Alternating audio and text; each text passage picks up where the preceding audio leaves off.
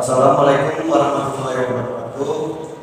Yang pertama, Bapak Dr. Fadil Yamani SE AK MM beserta teman-teman saya yang saya banggakan. Sebelumnya, izinkan kami memperkenalkan diri masing-masing. Nama saya Randi Kurniawan, NIM 21202132 beserta rekan saya. Perkenalkan, nama saya Nanda Supriyani dengan NIM 21202113. Saya Yin Anggraini dengan nomor NIM 2120211111. Nama saya Fadil Estatia Putri dengan NIM 21202122. Di sini kami akan mempresentasikan materi tentang strategi tata letak. Assalamualaikum warahmatullahi wabarakatuh. Nama saya Randi Dwi Kurniawan, NIM 2120211132 dari kelompok 2. Di sini saya akan membaca materi yang pertama, yaitu 1. Pengertian tata letak. Tata letak atau tata ruang merupakan penempatan fasilitas-fasilitas produksi untuk memperlancar proses yang efektif dan efisiensi, yaitu berupa mesin-mesin, alat-alat produksi, alat pengangkutan bahan, dan peralatan pabrik, serta peralatan yang diperlukan dalam pengawasan. Tata letak mencakup desain dari bagian-bagian pusat kerja dan peralatan yang membentuk proses perubahan dari bahan mentah menjadi bahan jadi. Tahap yang penting yaitu perencanaan tata letak bertujuan untuk mengembangkan suatu sistem produksi yang efisien dan efektif sehingga dapat tercapai suatu proses biaya produksi dengan biaya yang paling ekonomis. Materi yang selanjutnya dibacakan oleh teman saya, Fani. Di sini saya akan melanjutkan materi yang kedua, yaitu 2. Tujuan strategi tata letak. Tata letak dirancang untuk memungkinkan pemindahan ekonomis dari orang dan bahan dalam berbagai proses dan operasi. Tata letak dapat menentukan daya saing perusahaan. Tata letak yang baik dapat membantu perusahaan mencapai hal-hal berikut. Yang pertama, ada pemanfaatan yang lebih luas atas ruangan, peralatan, dan manusia. Yang kedua, arus informasi, bahan baku, dan manusia yang lebih baik. Yang ketiga, lebih memudahkan konsumen. Yang keempat, meningkatkan moral karyawan serta kondisi kerja yang lebih aman. Tujuan strategi tata letak yaitu mengembangkan tata letak yang ekonomis dapat membantu keempat hal di atas, sementara tetap memenuhi kebutuhan perusahaan untuk bersaing. Baiklah, saya akan melanjutkan materi dari Saudari Fani. Yang ketiga yaitu manfaat tata letak. 1. Meningkatkan jumlah produksi. 2. Mengurangi waktu tunggu. 3. Mengurangi proses pemindahan bahan dan meminimalkan jarak antara proses yang satu dengan yang berikutnya.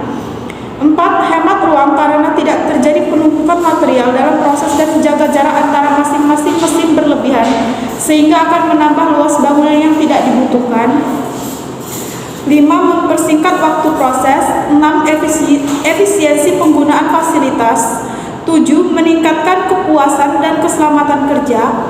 8. Mengurangi kesimpang siuran yang disebabkan oleh material menunggu. Selanjutnya akan dilanjutkan oleh Yin Anggraini. Saya akan melanjutkan materi dari Nanda Supriyani. Yang keempat, tipe-tipe tata letak. Yang pertama, ada tata letak posisi tepat. Permasalahan yang dihadapi pada tata letak posisi tetap ini yaitu cara mengatasi kebutuhan tata letak proyek yang tidak berpindah atau proyek yang menyita tempat yang luas. Kedua, tata letak yang berorientasi pada proses. Tata letak berkaitan dengan produksi bervolume rendah dan variasi tinggi. Kelebihan tata letak ini adanya fleksibilitas peralatan dan penegasan tenaga kerja. Yang ketiga, tata letak kantor. Tata letak ini membedakan antara tata letak kantor dan pabrik terletak pada kepentingannya informasi. Cara penyelesaian logout kantor adalah menggunakan analisis diagram hubungan. Yang keempat, tata letak retail atau usaha eceran. Logout ini didasarkan pada ide bahwa penjualan dan keuntungan akan bervariasi pada produk yang menarik perhatian konsumen sehingga banyak manajer retail mencoba untuk mempertontonkan produk konsumen sebanyak mungkin. Yang kelima, tata letak gudang. Layout gudang merupakan sebuah desain yang mencoba meminimalkan biaya total dengan mencapai paduan yang terbaik antara luas ruangan dan penanganan bahan. Yang keenam, tata letak proses produksi. Layout ini disusun di sekaligus produk atau keluarga produk yang sama yang memiliki volume tinggi dan variasi rendah. Produk ini akan berulang dan kontinu. Contohnya, tata letak yaitu produk TV, Indomie, terigu, dan lain sebagainya. Baik, terima kasih. Kembali kepada moderator. Baiklah, selanjutnya sesi tanya jawab bagi teman-teman yang ingin bertanya, dipersilakan. Assalamualaikum warahmatullahi wabarakatuh. Perkenalkan, nama saya Yupianti dengan NIM 2120211093. Perwakilan dari kelompok 7 izin bertanya. Strategi tata letak apa yang paling efektif dalam manajemen operasi? Terima kasih. Wassalamualaikum warahmatullahi wabarakatuh. Baiklah, di sini kami akan menjawab pertanyaan dari kelompok 7 yang dijawab oleh Iyu. Baik, saya akan menjawab pertanyaan dari kelompok 7 tentang strategi tata letak apa yang paling efektif dalam manajemen produksi. Layout atau tata letak yang paling efektif dalam manajemen produksi yaitu keputusan strategis menyangkut kegiatan produksi yang mampu menentukan efisien perusahaan dalam jangka panjang. Assalamualaikum warahmatullahi wabarakatuh. Saya perwakilan dari kelompok 6. Dengan ini kami akan memperkenalkan diri. Sebelum itu, saya M. Devani Oktarian, yang kedua Niko Satria, yang ketiga Dera Noviantari, yang keempat Yogi Harullah.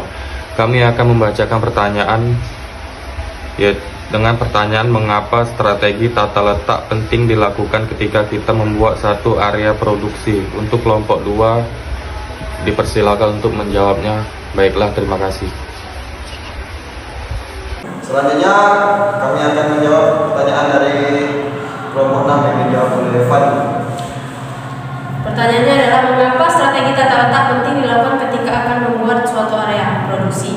Di dalam desain, tata letak pabrik pada dasarnya adalah untuk meminimalkan total biaya yang antara lain menyangkut elemen-elemen biaya seperti biaya untuk konsumsi dan instalasi baik untuk bangunan mesin maupun fasilitas produksi lainnya.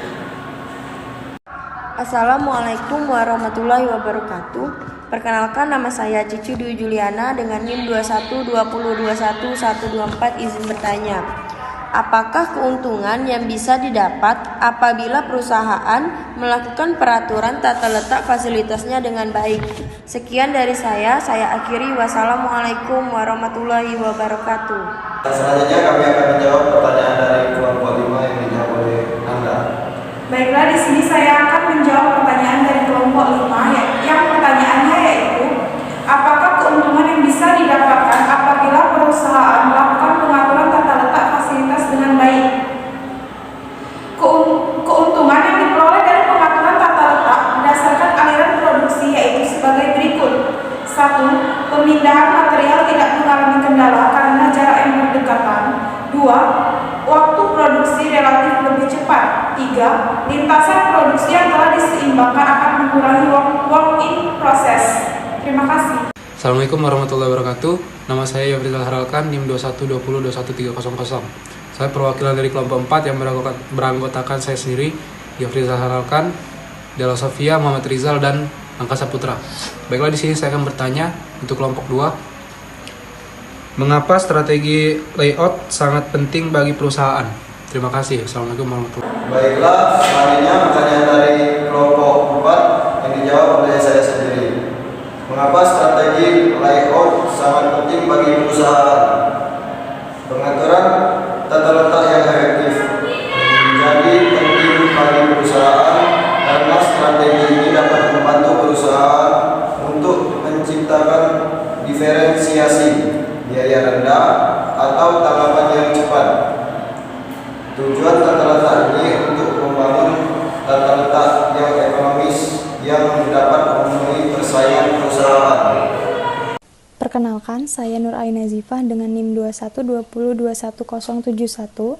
Perwakilan dari kelompok 3 ingin bertanya, apa yang menjadi pertimbangan perusahaan dalam menentukan tata layout yang baik? Terima kasih. Baiklah, selanjutnya pertanyaan dari kelompok 3 yang dijawab oleh Bibin.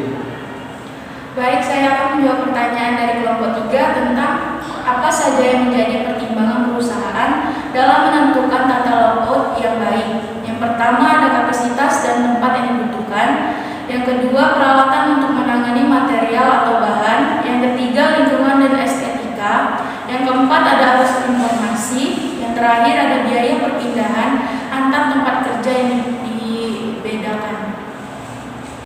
Perkenalkan, nama saya Siti Maria dengan NIM 21-2021-145 dari kelompok 1. Izin bertanya, hal-hal apa yang harus diperhatikan dalam menentukan desain tata letak?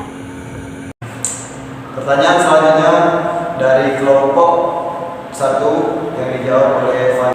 Hal yang harus diperhatikan dalam menentukan desain tata letak adalah utilisasi ruangan, peralatan, dan orang lebih tinggi, aliran informasi, barang atau orang yang lebih baik, model karyawan yang lebih baik, juga kondisi lingkungan kerja yang lebih aman, dan yang terakhir interaksi dengan pelanggan atau klien yang lebih baik.